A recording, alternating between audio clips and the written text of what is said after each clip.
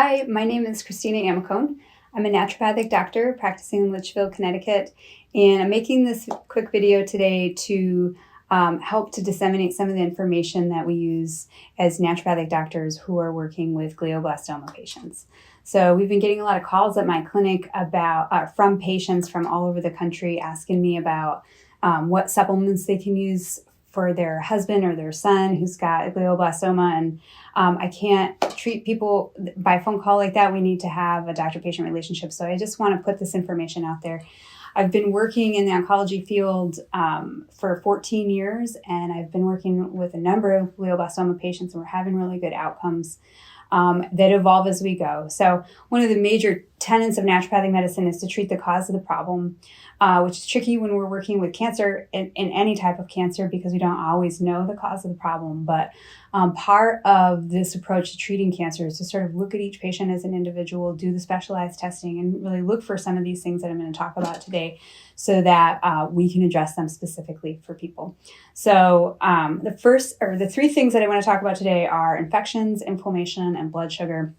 Hopefully some of this information is novel to you and you find it useful. So on the topic of infections, I think it's commonly overlooked in the conventional realm to look at infections as an etiology of glioblastoma. What has been found is that cytomegalovirus is a relevant feature in some people's glioblastoma tumors. When cytomegalo is present in the tumor, we see rapid progression or increased progression and more aggressiveness of those types of tumors. So it's a relevant finding when we see it. There are some conventional interventions when it's known to be there. I always test my patients for cytomegalo antibodies and Epstein-Barr antibodies, and whenever we see those on labs, whether we know that it's in the tumor or not, we do address it with the naturopathic interventions because the interventions are benign and useful for cancer overall. So what's been coming up in the research for newer treatments and some current treatments for glioblastoma are the vaccines. And in the vaccine trials, what they're using are viral injections into the tumor bed to stimulate the immune system. So we've got this sort of two types of ways that the viruses can interface with tumor progression. One is when the tumor has a virus, it is more aggressive. And so by decreasing the viral issue with that tumor, we can actually decrease progression of the cancer. On the other hand, we see that injecting the tumor with a virus can actually stimulate the immune system to address the cancer itself. And so we can see good outcomes. We do see good outcomes coming up in those trials with the vaccines. And so as a naturopath, what we do to treat these viruses is we use medicinal mushrooms. And what's really neat about the mushrooms is that mushrooms have an antiviral component that actually kills viral cells and can reduce the viral burden that we have in our body. And they're very immune stimulatory to the viral immune system. So we can actually have a sort of way of acting like a vaccine, kind of by stimulating the immune system and also acting like an antiviral by decreasing the viral burden. So the two mushrooms that I use the most with glioblastoma are lion's mane, and I use reishi and maitake mushrooms. They're great for my patients in general. They can help improve energy. They can help with appetite. They can improve blood counts, and they're also working against their cancer cell growth and progression. Mushrooms are typically pretty well tolerated by most patients most of the time. We don't want to use mushrooms when liver enzymes are climbing. We don't want to use a lot of stuff when liver enzymes are climbing. So we need to keep that in mind. Another infection that I want to bring up is mold. So we don't have studies showing that mold directly causes glioblastoma, but what happens when we have mold in our environment where we're living most of the time? So chronic mold exposure or chronic mold exposure at work or in our home, the mold is actually secreting mycotoxins, and those toxins are not perceptible to us. And so they don't smell, and we can't kind of know that they're there, and they can kind of get through walls and really affect us. And they're toxic. And when our bodies are exposed to chronic mycotoxins in our air, we have a lot of immune suppression going on. So when we're having immune suppression, it's really hard for our bodies to combat, or our immune systems to combat a tumor, as well as fight off other infections. So, oftentimes my mold exposure patients have chronic infections and lots of other issues. When you couple that with cancer, it's really sort of it's a very difficult situation to address. The most important thing we can do when we have mold exposure is to eliminate the source of mold and do the mold remediation, which it's difficult. If the mold is in your work environment or it's in your home, doing a mold remediation might not be possible for you, while you're going through cancer glioblastoma treatment. But it is the best intervention that you can make for optimizing your immune function. Other things that you can think about doing would be to purchase an air purifier that can filter out mycotoxins. Mycotoxins are much tinier than mold and mold spores, and so you have to get like a very high grade HEPA filter that can filter out greater than 0.1 microns in size. And it's not a great replacement for mold remediation, but if it's the best that you can do, it's worth doing it.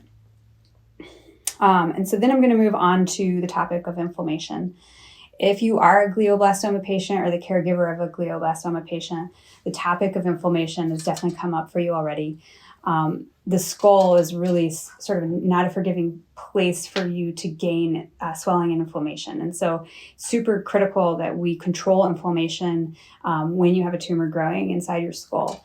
So the conventional intervention for that would be steroids. Most commonly they use Decadron, which is critical and can be life-saving and certainly worth doing. I certainly don't want anything to be perceived that I'm recommending we don't use Decadron in that situation, but there are some downsides to using Decadron. One is that it can raise your blood sugar, and another is that it can suppress your immune function, right? So in the big picture, in terms of cancer promotion or regression, it doesn't fit with our long-term goals. And so other things that we can do to decrease inflammation are important to consider, not instead of Decadron necessarily, but we can use other, there are some naturopathic things that we can use that will maybe prevent the need for Decadron or to help us get off Decadron from using it long term.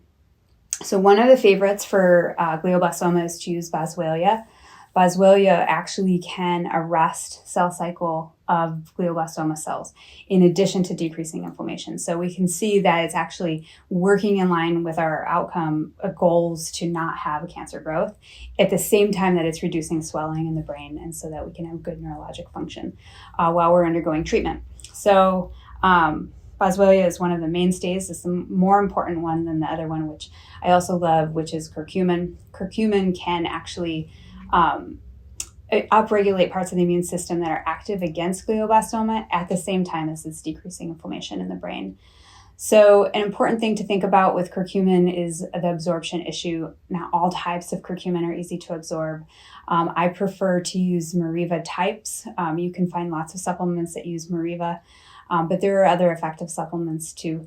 It's just to remember that there's this absorption issue. And the other issue with both of these herbs is that they both can decrease the ability for your blood to clot. So if you're having low platelets or bleeding issues or lots of bruising, we definitely need to be cautious with using either one of these two and either reduce them or stop them altogether. Okay, and then the last thing that I want to talk about is blood sugar. I know by now, if you have glioblastoma or you're a glioblastoma caregiver, that you know about the topic of blood sugar and the ketogenic diet for glioblastoma. Ketogenic diet and glioblastoma are the strongest, the most well-studied diet for cancer, I think, of all the cancers, in my opinion. But it's a really tricky diet. So the ketogenic diet involves eating a very high-fat diet, a very low-carb diet, and a kind of moderate protein diet. It is the goal of the ketogenic diet is to be in ketosis.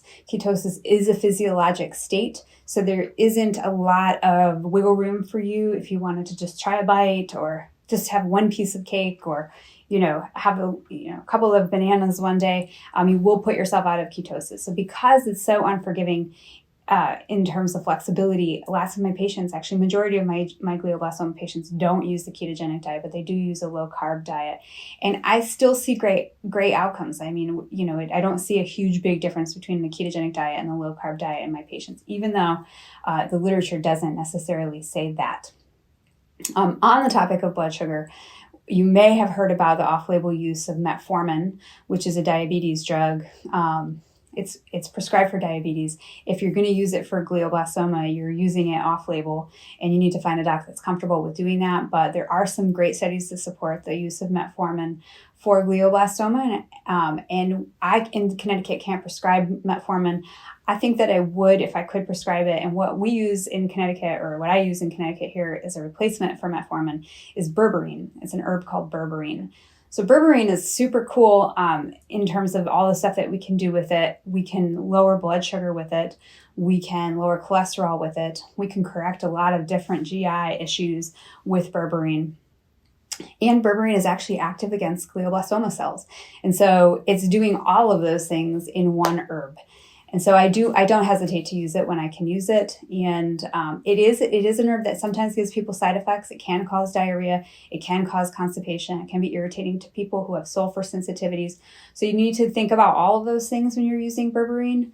And another really important thing on the topic of blood sugar in general is where you are with your blood sugar management. So if you tend to be hypoglycemic from time to time, this is not an approach you want to take in the management of your cancer. And the blood sugar swings that can happen when you have high and low blood sugar, it can trigger a seizure in glioblastoma patients. So we do need to be mindful of each individual, how their blood sugar is typically managed, and if these sort of interventions are appropriate for you. But there's a lot to gain, especially from the use of berberine in this setting. I just want to close by saying that there's nothing that I can do in this video that would ever replace a good naturopathic oncologist.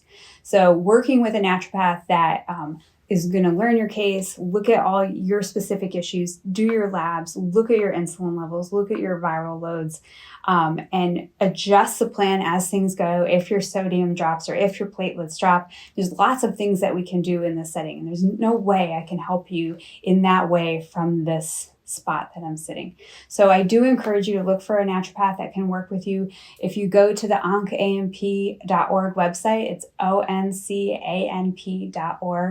and click on Find an ND and click on your state and look and see if there's anybody working in your state who specializes in oncology.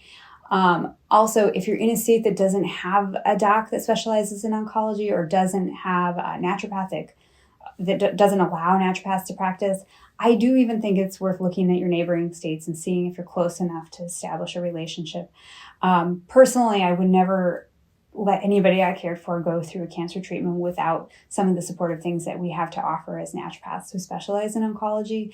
It is a very precarious field. We do need to know what we're doing. There are drug-herb interactions, for sure. And there are a lot of oncologists that aren't comfortable with it, with the use of supplements during your treatment, because that's a true fact, right? Just because it's natural doesn't mean it's safe.